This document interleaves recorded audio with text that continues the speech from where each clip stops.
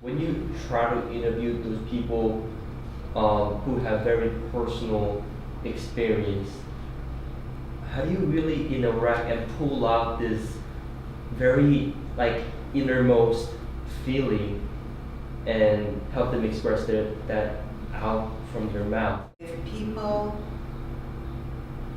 feel misunderstood, they want to tell their stories so much. If you are an empathic ear and you have information, just a technical thing, I never interviewed anybody where we didn't research at least where they were from, so that I would go knowing something.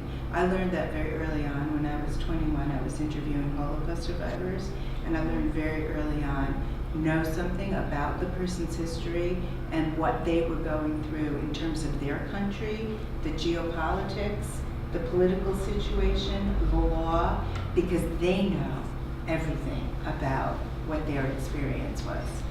You know, so the people from the Philippines, they knew what Marcos had done as a dictator. So I needed to know so that I would be able to ask questions that they could reference easily, as opposed to, where's that? Where's Syria? You know, that kind of thing. People close up because they're exhausted from having to teach you. They don't want to teach you all of this. I feel like everybody's read the articles and they've read the books and they know the words, but there isn't a genuine feeling-based understanding.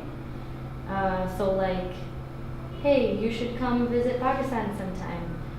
Yeah, I'll go when I want to have a blast. Mm-hmm.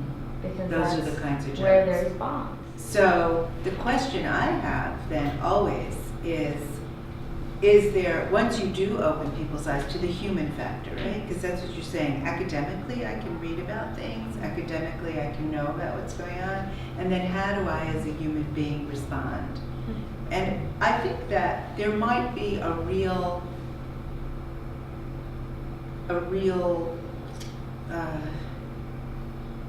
conflict. Like, how do we respond?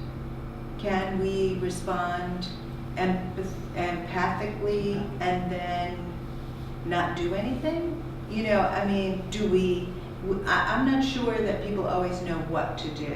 Now, You know, what level does it reach you? I mean, you said academically we understand, but I mean, how much of it reaches truth? And then what do people do? And then you have the decision of like, okay, this is who I am, this is what I do. I'm an artist, I'm an oral historian, I do this, I've been doing this kind of work for years, so this made sense for me to do. So we want to make really great art, we want it to look good, we want it to read well, we want people to flip through the pages like they're reading a novel, to read the stories. So you followed his story that he had a lawyer coming and going and he was constantly being threatened with deportation. He had such an unusually crazy story that the lawyers from what is now called Human Rights First almost didn't take his case because it was so complicated. And when he finally gets out, a guard wakes me up, you have to go. I thought they were deporting me again. Please, can I phone my lawyer? My lawyer says, I spoke to the judge, you were supposed to be released 11 days ago. It was a bureaucratic mistake. You know, I always wondered whether that really was a bureaucratic mistake or whether they just so much don't care and want to punish people that you would let them stay in an extra 11 days. I start crying. I didn't even know any person in New York. My lawyer came to pick me up. He was crying too. He couldn't believe he was setting free his first asylum case. So it's an amazing thing for both the lawyer and the asylee. After 2 years of darkness and so much artificial light, my system didn't know how to process the sun filling up my eyes. I fell down to the ground with blindness. Can you imagine that?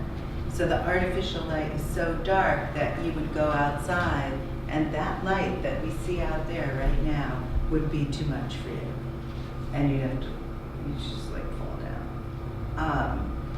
To me, this whole thing that he says about when he gets out, he's gonna sing, nobody can tell him he's crazy, right? I'm going to sing now. Sing on my bed. I'm going to sing when I'm washing. I'm going to sing walking down the street. If I meet someone new to this country, I'm going to give them the hospitality that I did not receive, welcoming the people coming. I'm going to correct more the accent of my English that I do have. I'm going to get a job in my field, and by the grace of God, I will make clean the water here too. I have the human right now. I'm going to enjoy life. I have the human right to enjoy.